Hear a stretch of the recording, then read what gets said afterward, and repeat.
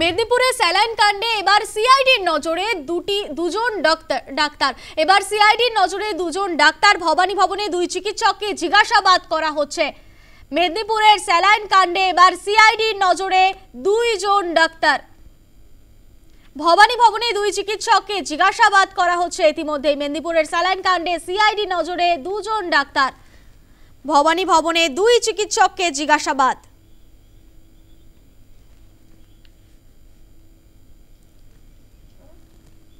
ফোনের রয়েছে প্রতিনিধি মৌমিতা মিত্র। মৌমিতা, মেদিনীপুরের স্যালাইন কাণ্ডে এবার সিআইডির নজরে দুজন ডাক্তার, তাদের ইতিমধ্যেই ভবানী ভবনে জিজ্ঞাসাবাদ করা হচ্ছে, কি জানতে পারছো?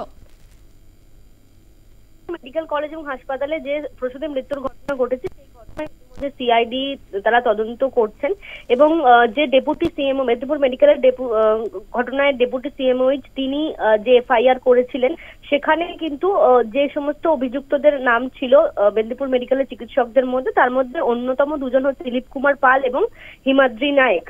এবং মুখ্যমন্ত্রী মমতা বন্দ্যোপাধ্যায় যেদিন সাংবাদিক বৈঠক করেন নবান্নতে তিনিও কিন্তু এই দুই চিকিৎসকের বিরুদ্ধে রীতিমতো একেবারে সরাসরি অভিযোগ এনেছিলেন যে এই দুই চিকিৎসক যাদেরকে ঘটনার দিন অর্থাৎ যেই দিন এই 5 জন প্রসূতির অপারেশন হয়েছিল, সিজারিয়ান অপারেশন হয়েছিল, সেই দিন অপারেশন থিয়েটারে অর্থাৎ ডিউটি রোস্টার অনুযায়ী এই দুই চিকিৎসকের কিন্তু অপারেশন থিয়েটারে থাকার কথা ছিল, কিন্তু তারা ওই দিন ডিউটিতে ছিলেন না মেদিনীপুর মেডিকেলে।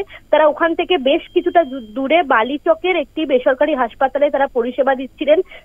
সেই হাসপাতালের একেবারে রেজিস্টার থেকে জানা গিয়েছে এবং রীতিমতো মুখ্যমন্ত্রী তিনি নিজে এই বিষয়টি নিয়ে প্রকাশ্যে অভিযোগ করেন এবং যে কারণে সিআইডি ইতিমধ্যে যে তদন্ত করছে, আজকে ভবানী ভবনে এই দুই চিকিৎসককে তলব করা হয়েছিল, অর্থাৎ চিকিৎসক দিলীপ কুমার পাল এবং চিকিৎসক হিমাদ্রি নায়েক। 1 ঘন্টারও বেশি সময় ধরে তাদেরকে জিজ্ঞাসাবাদ করা হচ্ছে। সেক্ষেত্রে ডিউটি রোস্টার অনুযায়ী সরকারি হাসপাতালে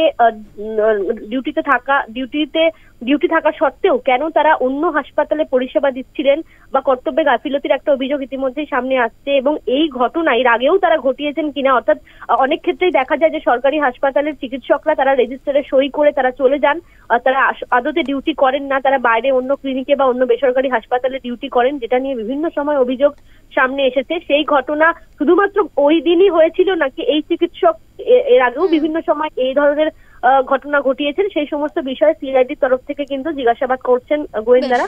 ভবানী ভবনে তাদেরকে আজকে ডেকে পাঠানো হয়েছে এবং মূলত প্রসূতি মৃত্যুর ক্ষেত্রে এই দুই চিকিৎসকের কি গাফিলতি রয়েছে, তাদের কর্তব্যে কতটা গাফিলতি ছিল, সেই বিষয়টাই মূলত জানার চেষ্টা করা হচ্ছে। ধন্যবাদ মৌমিতা।